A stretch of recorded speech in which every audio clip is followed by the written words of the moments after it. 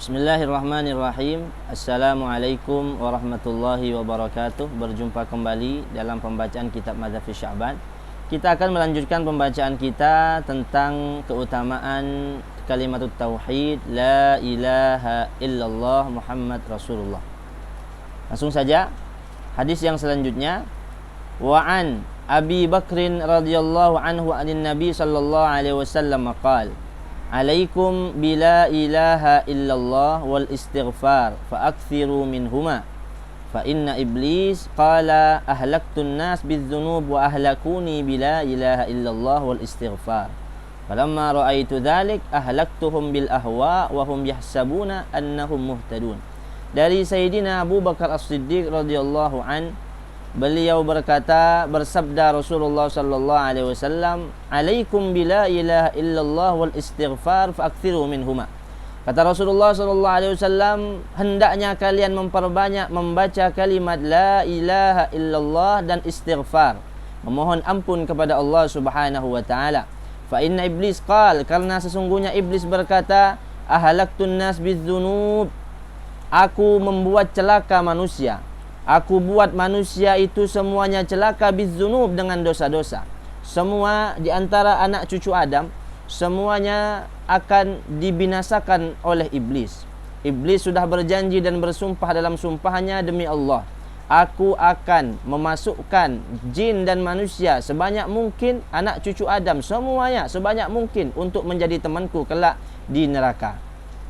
Kenapa? Karena iblis dilaknat oleh Allah. Iblis diusir dari surganya Allah Subhanahu wa taala karena tidak mau sujud kepada Nabi Adam. Sehingga iblis memiliki dendam yang luar biasa kepada Nabi Adam sampai kepada cucu-cucunya dan sampai hari kiamat.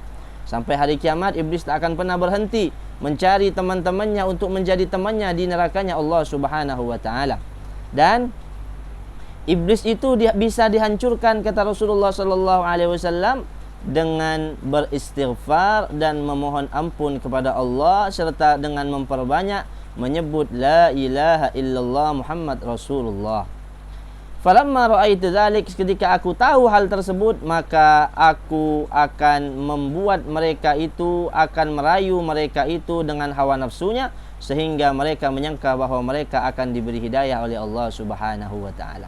Iblis akan selalu menggoda kita. Iblis akan selalu merayu kita. Iblis akan selalu membawa kita menuju nerakanya Allah Subhanahu wa taala. Dengan cara apa? Supaya kita bisa menghentikan iblis tersebut, bisa menghancurkan iblis tersebut, bisa membinasakan iblis tersebut dengan selalu memohon ampun kepada Allah Subhanahu wa taala, dengan selalu beristighfar kepada Allah Subhanahu wa taala dan memperbanyak kalimat la ilaha illallah Muhammad Rasulullah.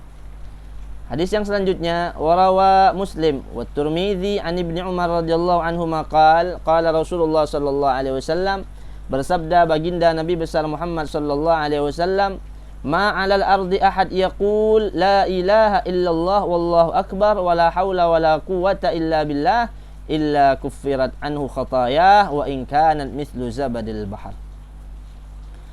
Kata Rasulullah sallallahu alaihi wasallam, tidaklah ada seseorang di muka bumi ini yang menyebut la ilaha illallah wallahu akbar wala haula wala quwata illa billah. La ilaha illallah wallahu akbar wala haula wala quwata illa billahil aliyil azim, kecuali pasti dosa-dosanya itu diampuni oleh Allah Subhanahu wa taala walaupun sebanyak buih di lautan. Kita tak akan mampu menghitung seberapa banyak buih di lautan.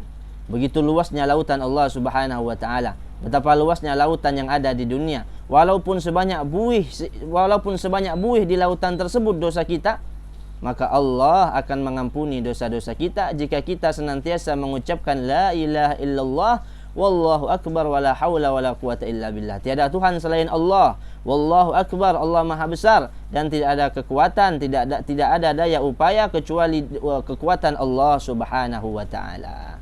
Jadi memperbanyak kalimat tersebut akan membuat dosa-dosa kita rontok, akan membuat dosa-dosa kita hilang, akan membuat dosa-dosa kita diubah oleh Allah menjadi kebaikan dan pahala. Wa anin Nabi sallallahu alaihi wasallam annahu qala, dan dalam hadis yang lain Rasulullah sallallahu alaihi wasallam bersabda, man qala la ilaha illallah subhanallah wa bihamdihi fi kulli yawmin mi'ah marrah huttat khatayahu wa in kanat mithlu zabadil bahr. Dari Rasulullah sallallahu alaihi wasallam, barang siapa yang mengatakan la ilaha illallah subhanallah wa bihamdih setiap harinya 100 kali.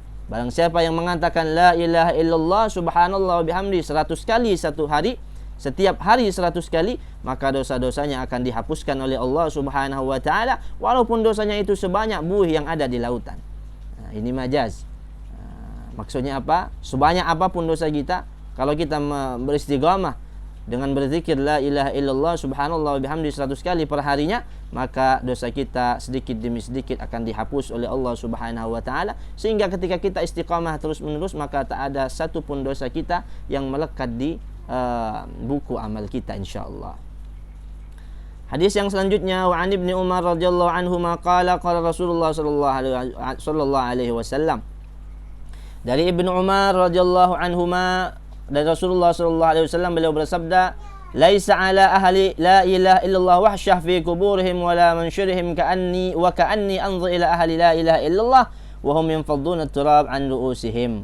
Laisa ala ahli la ilaha illallah wahsyah indal maut wala indal qubur wala indal qabr."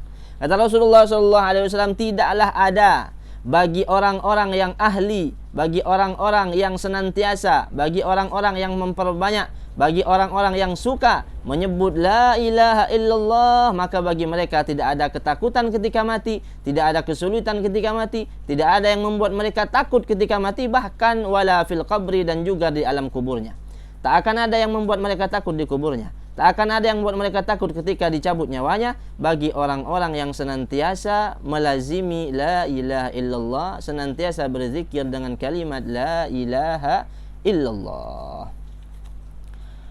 Warawa At-Tabarani an Ma'qal bin Yasar radhiyallahu anhu qala Rasulullah sallallahu alaihi wasallam, li kulli syai'in miftah wa miftahus samawat la ilaha illallah.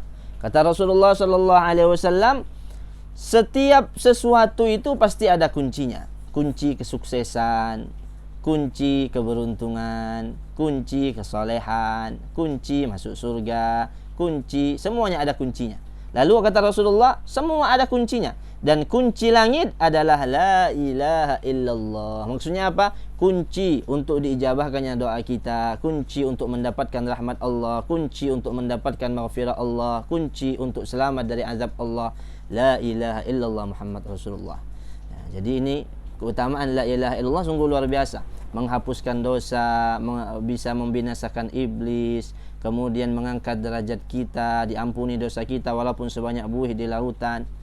Nah, jadi mari di bulan yang penuh berkah ini, yang hanya sisa beberapa hari lagi ini, yang akan kita akan menyambut datangnya bulan Ramadan, sebelum masuk ke dalam bulan Ramadan, sebelum kita masuk ke gerbang Ramadan, mari perbanyak menyebut la ilaha illallah Muhammad Rasulullah, la ilaha illallah Allahu akbar, wala haula wala quwata illa billah, la ilaha illallah subhanallah wa bihamdi subhanallahil azim, dan seterusnya. Supaya apa? Supaya sebelum masuk Ramadan dosa kita sudah dibersihkan Allah Subhanahu wa taala, dan kita tidak keluar dari Ramadan kecuali sudah diampuni dosa kita oleh Allah Subhanahu wa taala, mendapatkan rahmat Allah, serta termasuk dalam golongan orang-orang yang dibebaskan dari api nerakanya Allah Subhanahu wa taala.